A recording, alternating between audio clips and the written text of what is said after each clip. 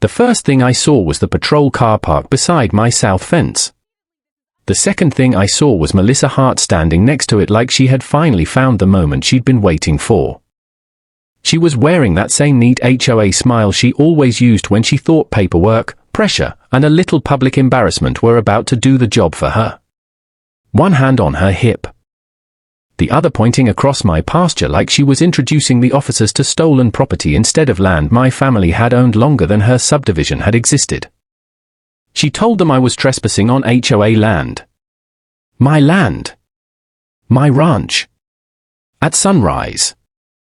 I remember looking at the officers, then at her, then at the fence line she had spent months pretending belonged to the neighborhood just because residents liked walking near it.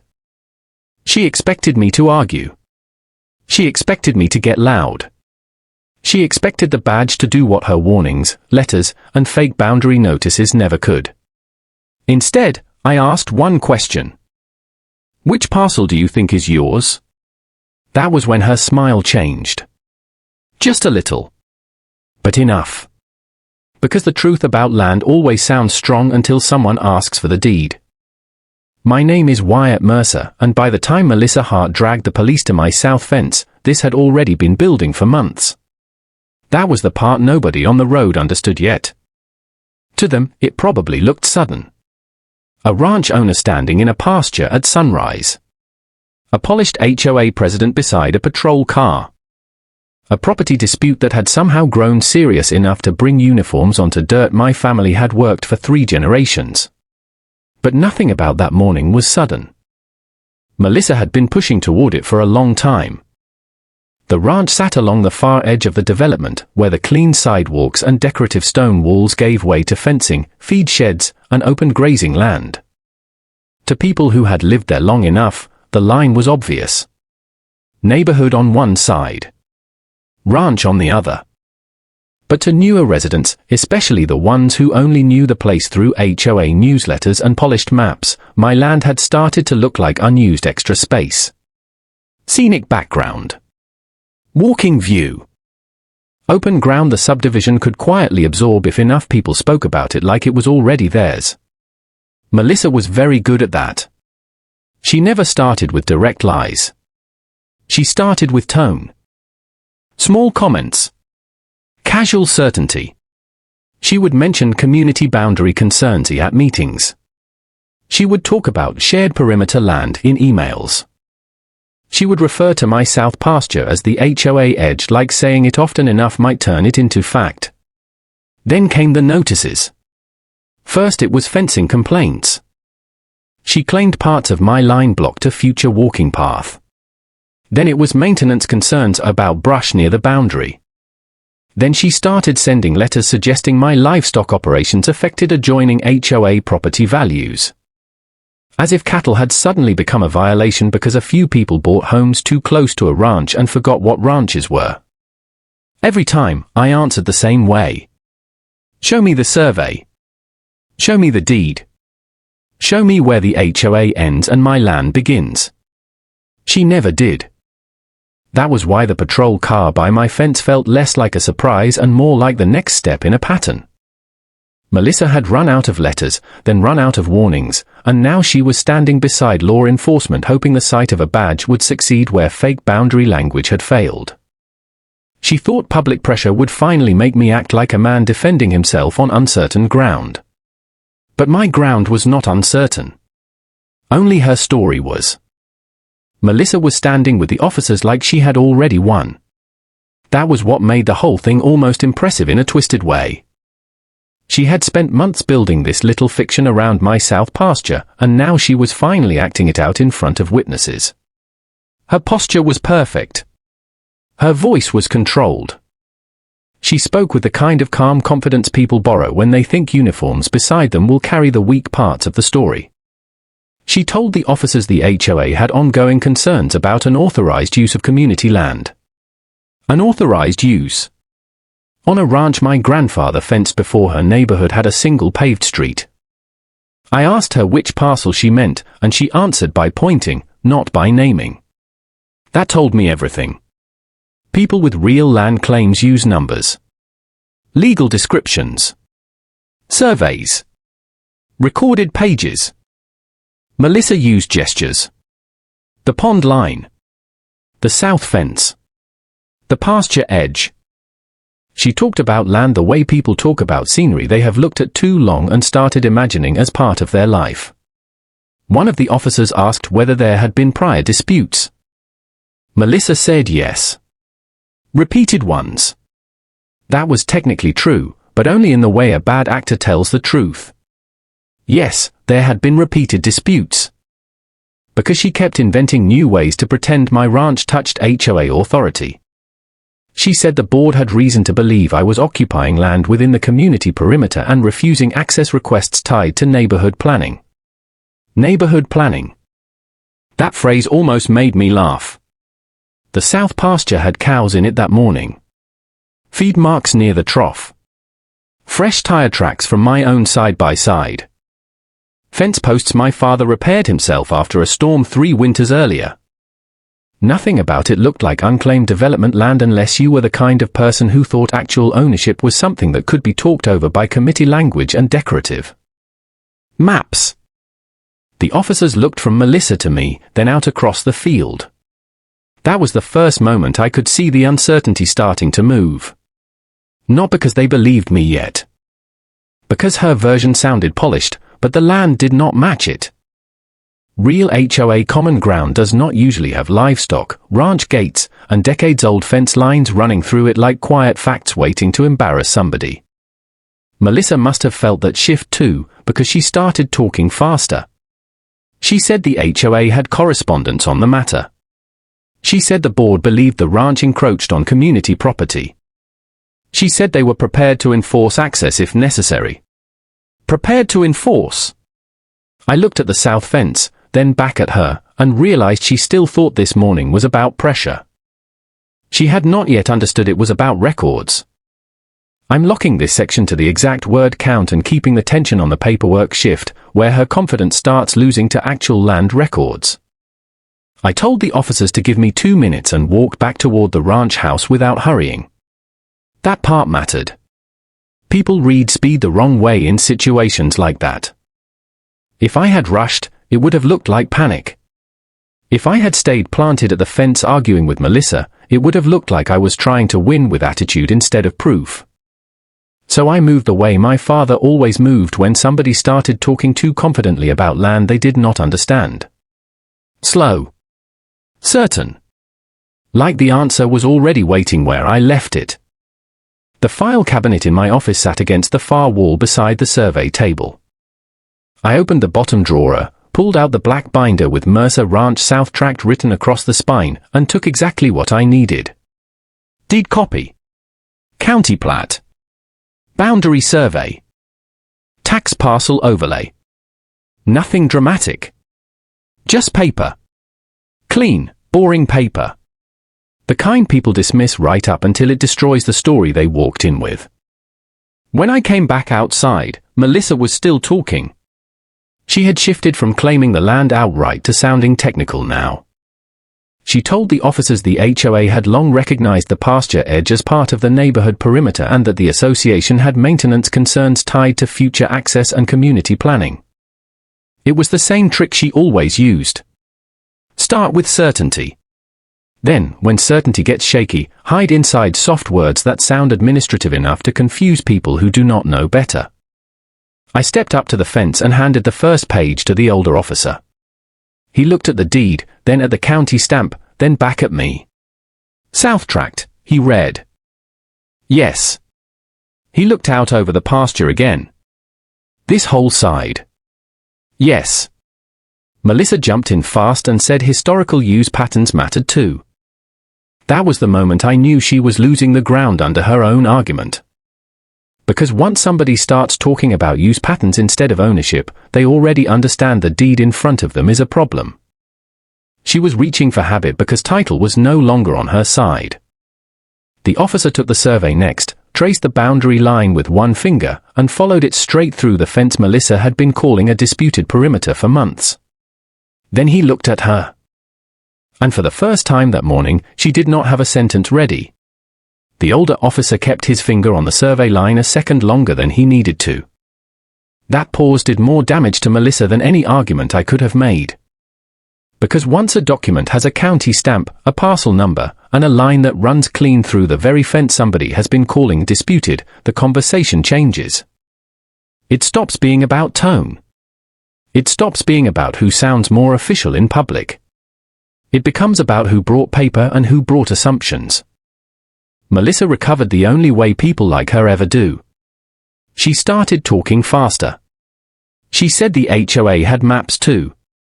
She said the community had always treated the south edge as shared perimeter land. She said residents had used the trail near the fence for years and that long-term association understanding should count for something. Every sentence she gave was trying to pull the discussion away from ownership and back toward habit, because habit was the only thing she had left.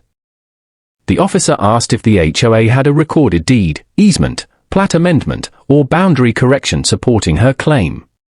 She said the board had relied on community records. That was not an answer. He asked again, slower this time. Recorded where? Melissa did not say anything right away. That silence told the officers what they needed before I even handed over the parcel overlay. I passed it to the younger one, and he looked at the boundaries, the ranch tract, the subdivision plat beside it, and the clean gap between what the HOA governed and what my family owned. No overlap. No shared strip. No mystery. Just a board president who had spent months treating visual proximity like legal control. The younger officer asked whether the HOA had ever filed a formal boundary dispute with the county. No, I said. Melissa started to argue that the board had been preparing to review historical perimeter usage and future access planning.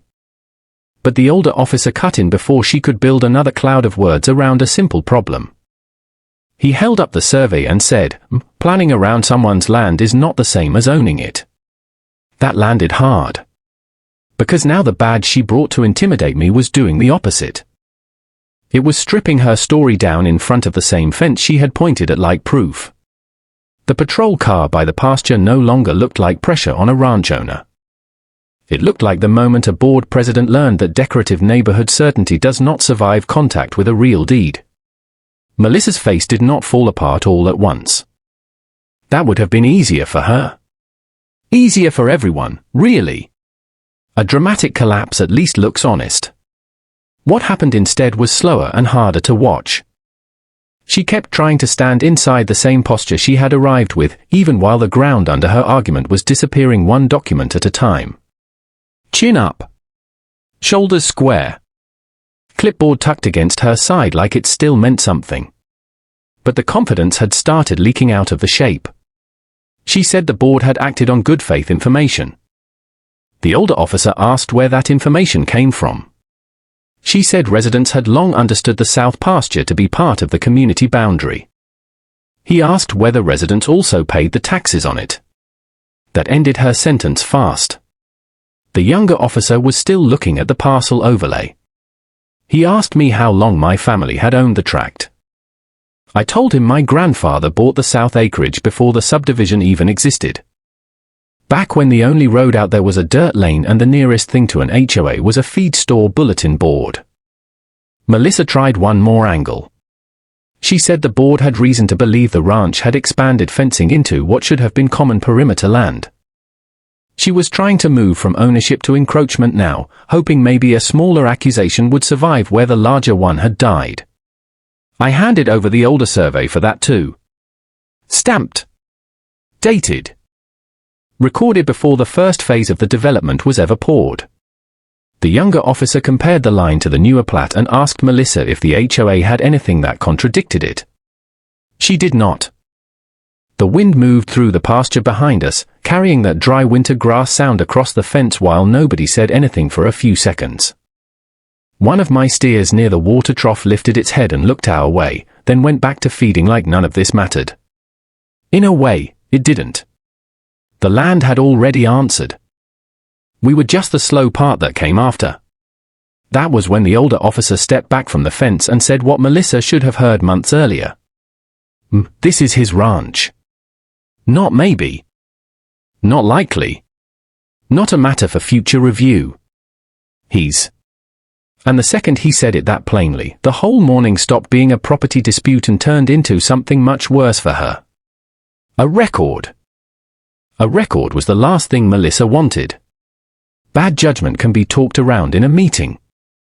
Confusion can be softened into misunderstanding. Even arrogance can sometimes survive if the people around it are tired enough to let the loudest version of events settle into memory. But once officers stand beside a fence, read a stamped survey, and say out loud that the ranch belongs to the man you just accused of trespassing, the story stops being flexible. It hardens. Melissa knew that. I could see it in the way she stopped talking about boundaries and started talking about process. She said the board had only been trying to protect community interests. She said the association had relied on what it believed were accurate maps. She said the matter should never have been escalated to this point. That last sentence almost made me laugh. She was the one who brought the police.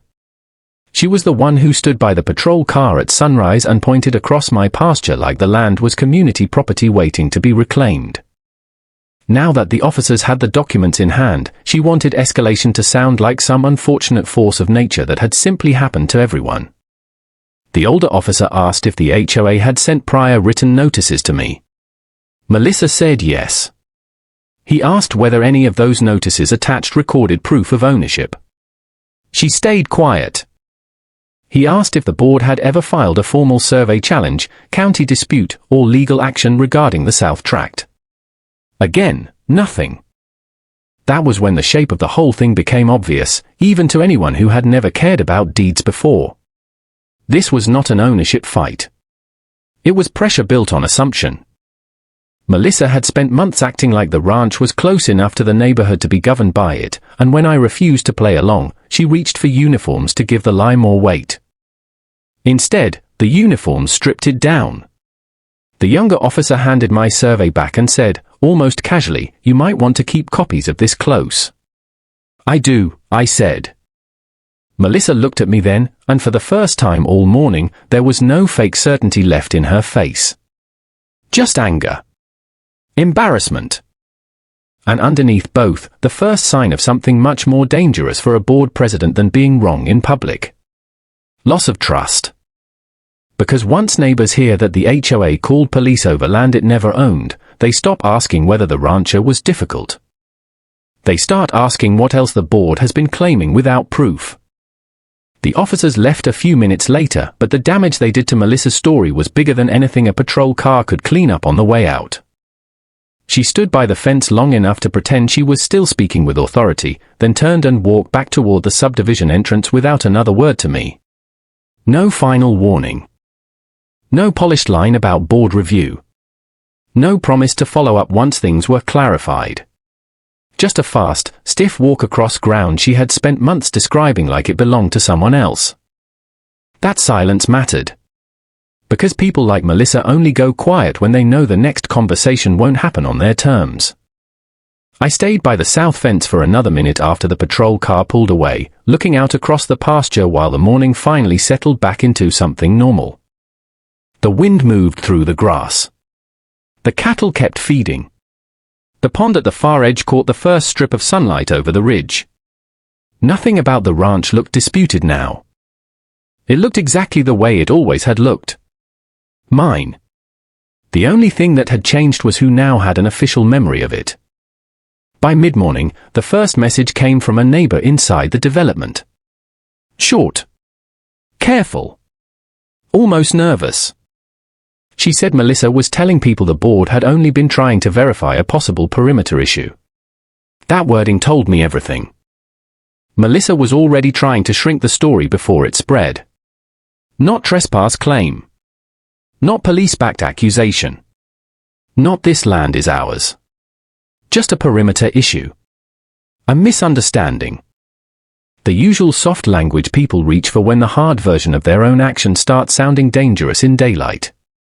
The problem for her was timing. Too many people had seen the patrol car at my fence. Too many residents had already heard that the officers sided with the ranch records, not the HOA assumptions. And once that kind of rumor starts moving through a neighborhood, it does not stop at embarrassment. It starts circling the board itself. Who approved this? Who checked the maps? Who thought calling the police over ranch land was a good idea? That was when I knew the next fight would not happen at my fence. It would happen in a meeting room, under fluorescent lights, with documents on a table and residents finally asking the right questions. By noon, the board meeting notice was already in my inbox. Special session. Community boundary concerns. Attendance encouraged. That told me Melissa was moving faster than usual, which meant she was scared. Not of me. Of the gap between what happened at the fence and what residents were about to hear if she did not get in front of it first. When people like her lose control in public, they do not rest. They reorganize. They call allies. They shape language. They try to turn a collapse into a clarification before the neighborhood realizes it just watched authority fail in daylight. I printed the notice, set it beside the ranch binder, and started building the second file. Not just the deed and the survey this time. Everything. Her prior letters. The emails about shared perimeter land. The notices about fencing. The complaints about access planning. The repeated references to HOA maps she never attached. Once I stacked them in order, the pattern looked worse than I expected. Not random overreach. Escalation. A steady attempt to talk community ownership into existence one letter at a time until the day she felt comfortable enough to bring the police to my fence. That mattered more than the pasture itself. Because a bad boundary claim can embarrass a board. A pattern of manufactured authority can break one. By late afternoon, the first resident called me directly. Then another. One wanted to know if the South Tract was really separate from the development. Another asked whether Melissa had ever shown the board the recorded survey. A third said neighbors were angry that police had been used before anyone checked county records. Every call pushed the story the same direction. People were no longer asking whether I belonged on the ranch. They were asking who had approved the lie. That was the point where I understood the title of the meeting was just cover. Community boundary concerns sounded neutral. Safe. Administrative. But what the room was really going to hold was trust, and trust is much harder for a board to recover once residents start connecting false letters, fake maps, and a patrol car parked beside land the association never owned.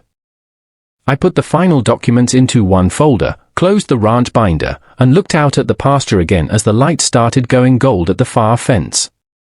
The meeting was tomorrow night. Melissa thought she still had time to manage the story. She did not. By then, the story was already managing her. The clubhouse meeting room was already full when I walked in. That alone told me Melissa had lost the chance to keep this small. Special sessions in that neighborhood usually drew the same handful of people. Board loyalists. Retired busybodies. Residents with too much time and a favorite complaint. This was different. Every chair was taken. People were standing along the back wall. A few others hovered near the open doorway like they had shown up late but were still too curious to leave. Nobody was there for landscaping updates or perimeter planning. They were there because a patrol car had been seen at my ranch fence, and the official story was no longer lining up with what the neighborhood had already heard. Melissa was seated at the front table with the rest of the board. Perfect posture. Perfect folder stack. Perfect attempt at looking like a woman in command of an unfortunate misunderstanding instead of the person who had created it. She began exactly the way I expected. Calm voice. Careful words. She said the board had called the meeting to address confusion regarding the southern perimeter. She said recent events had revealed inconsistencies between community reference maps and historical ownership records. She said the board had acted in good faith based on long-standing assumptions about shared edge land. Long-standing assumptions. That phrase moved through the room like a bad smell. Because once people hear an HOA president replace certainty with assumptions, they start rewriting every confident thing they remember hearing from her before. The letters. The warnings. The community land language. The fake authority. All of it starts looking different the second the person who used it most begins backing away from it in public. Then one resident stood up before Melissa could move on. He asked whether the board had verified county records before the police were called. Melissa said the matter had developed quickly. That was not an answer. Another resident asked whether any board vote had approved the claim that my ranch land belonged to the HOA. She said the board had been relying on community mapping materials. Still not an answer. By the time the third question came, the room had changed. This was no longer a meeting about land. It was a meeting about judgment. And the worst part for Melissa was simple. I had not even opened my folder yet. I waited until the room stopped trying to be polite. That only took another minute. One woman near the middle asked whether the board had ever shown residents the community maps Melissa kept mentioning. A man by the wall asked if those maps were recorded anywhere official. Someone else wanted to know why police had been called before a surveyor, attorney, or county clerk had been consulted. Each question pulled the same thread. Not just who owned the South Tract. Who had allowed a false claim to grow strong enough that a patrol car ended up at my fence? Melissa kept answering with language instead of facts. Historical understanding. Boundary confusion. Administrative oversight. Every phrase was designed to soften what happened. But the more she smoothed it, the worse it looked. Because if the board had really been confused, people wanted to know why the confusion had always seemed to point in one direction. More HOA control. More resident compliance. More pressure on the ranch owner whose land suddenly became negotiable every time the association wanted a trail, a buffer, or a prettier edge for the newsletter photos. That was when I stood up. I did not raise my voice. I did not need to. By then the room had gone quiet enough that paper sliding from a folder sounded louder than it should have. I walked to the front table, set down the deed, the survey, and the stack of Melissa's prior letters, then turned the first page toward the room. County stamp. Parcel number. South Tract ownership. Then the survey. Fence line. Pond line. Subdivision boundary. No overlap. No shared strip. No mystery. After that, I placed her letters beside them one at a time. Shared perimeter land. Access concern. Future trail planning. Boundary issue. Each sentence looked different now that it was sitting beside the documents it was supposed to replace. Not cautious. Not mistaken. Ambitious. A resident in the back asked the question the whole room had been circling since I walked in. Did she know? Nobody answered immediately. I looked at Melissa. Then at the email from the Marina-style county mapping office she had ignored months earlier when I first sent her the parcel reference. Then at the board members beside her who were no longer looking at me at all. They were looking at her. That was the moment the meeting stopped being about my ranch. It became about whether the woman at the center of the HOA had spent months manufacturing authority over land she knew the association never owned. Melissa tried to answer before anyone on the board could. That was her instinct. Always first into the silence. Always first to shape what people would remember before the facts settled too clearly into place. She said she had relied on the information available to her at the time. She said the board had been working from inherited materials, old community maps, and years of resident understanding about the southern edge. She said no one had acted with bad intent. The room did not buy it. You could feel that before anyone spoke. Not anger at first. Something colder. The kind of disappointment that only shows up when people realize they were not merely misinformed. They were led. One of the older residents near the wall asked why Melissa's letters had used phrases like shared perimeter land if the board had never actually confirmed ownership. Another asked why police had been called if the matter was still, in her own words, based on assumptions. Then someone farther back asked whether any attorney had reviewed the claim before the patrol car was sent to my fence. Melissa said the board had to protect community interests quickly when boundary issues arose. That line landed badly. because by then everyone in the room understood the part she kept trying to soften. This was never a rushed response to some sudden land emergency. The letters in front of them proved that. She had been pushing the same false story for months. The fence. The path. The access language. The shared edge. It was all there in black and white. A pattern, not a mistake. One of the other board members finally asked to see the ignored county mapping email I had mentioned. I handed it over.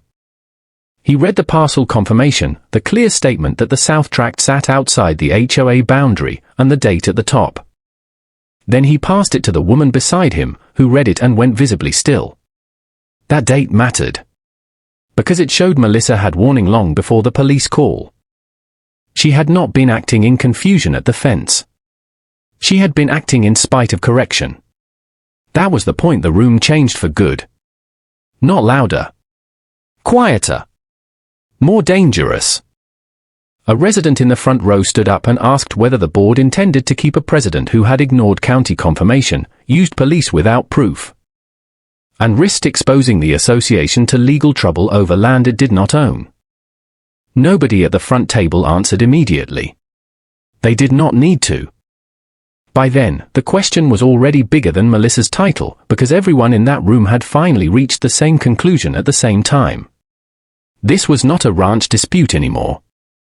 It was a leadership failure.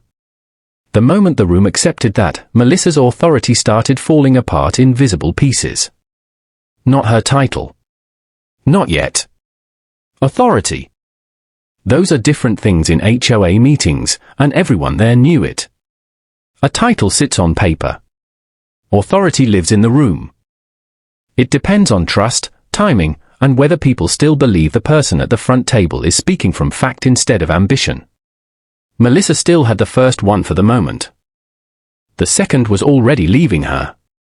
A board member on her left asked for a recess. Another said no. He wanted the discussion on the record. That was the first time anyone at the front table had openly pushed back on her in public, and it landed harder than shouting ever could have. Melissa turned toward him with that same controlled expression she always used when she thought she could pull people back into line by sounding calmer than they were. But the room had already moved past tone.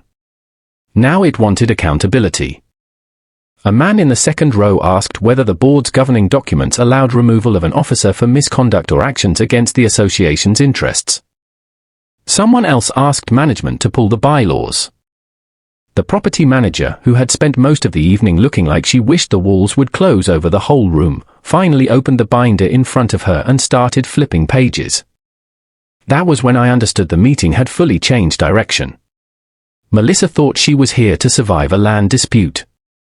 She was about to face a governance fight. The manager found the section, read the removal language aloud, and the room got even quieter. Officers could be removed. Interim appointments could be made. Special votes could be called. None of it sounded dramatic when she read it. That was why it hit so hard. Real power shifts never sound like revenge while they are happening. They sound procedural. Clean. Almost boring. Then the board member who had refused the recess looked at Melissa and asked the question she could not hide from anymore. Did you knowingly continue making ownership claims after receiving the county clarification? She tried to answer carefully. The carefulness hurt her more than the answer. Because once someone has to choose words that hard, the room already knows the truth is dangerous. Melissa finally said she had acted on what she believed were the board's best interests. That was a mistake. Not because the words were dramatic. Because they were weak. Too soft for someone who had spent months sounding certain. Too careful for someone who had stood beside a patrol car at my fence acting like the ranch belonged to the HOA. The second she dropped from certainty into belief, the room heard exactly what it needed to hear. She had not known. She had pushed anyway. The board member across from her asked the same question again, only cleaner this time. After you received the county clarification, did you continue sending letters claiming the South Tract was shared perimeter land? Melissa said she was trying to preserve future access options for the community. That answer landed like a confession. Because preserving access is not ownership. Planning around land is not title. And using the HOA to pressure a ranch owner after being told the land is his is not caution. It is misconduct. The property manager looked down at the bylaws again, then back up at the board. She said the association needed to consider immediate steps to protect itself from further exposure if the president had acted beyond authority and ignored verified records. Hearing it phrased that way changed the room one last time. Residents were no longer just angry at Melissa. They were thinking like owners. Liability. Trust. Legal costs. Governance. Once a meeting turns in that direction, emotion becomes less important than damage. A woman near the front row stood and asked for a motion to remove Melissa as president pending full review. Nobody laughed. Nobody told her to sit down. One of the board members made the motion. Another seconded it. Melissa looked around the table like she still expected somebody to pull the night back under control for her. But no one did.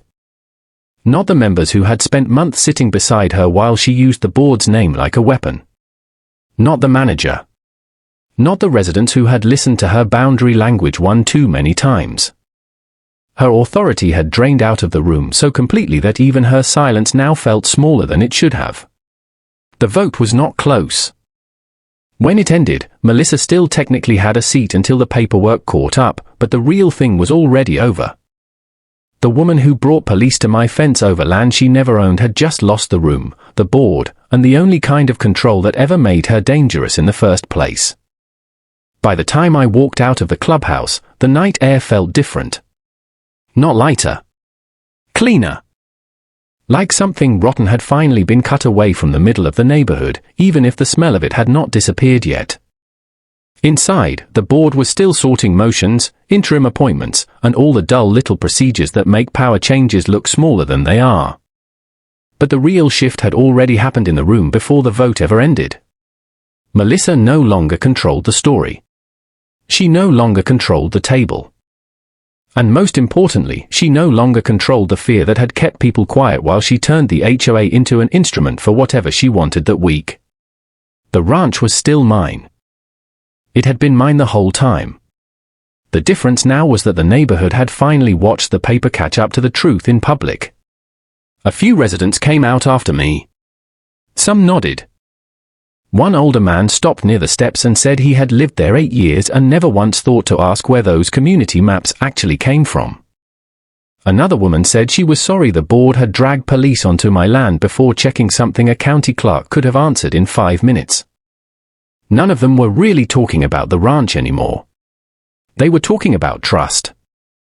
About what it felt like to realize a board president had been speaking with borrowed certainty for so long that people stopped noticing the difference between confidence and proof. That was the part Melissa would not recover from. Losing the title was one thing. Losing the room was worse. Because titles can be voted back in. Trust cannot. By the next morning, word had already spread through the development. The ranch was never HOA land. The police call had failed. The county email had been ignored. The board had removed Melissa from the presidency. And me? I had not taken over through force or noise or some cartoon revenge fantasy. I took control the way power actually changes in places like that. With documents. With timing. With a room full of owners who finally understood exactly what had been done in their name. One meeting earlier, Melissa thought the HOA could pressure me off my own land. One meeting later, the board moved in the direction I pointed.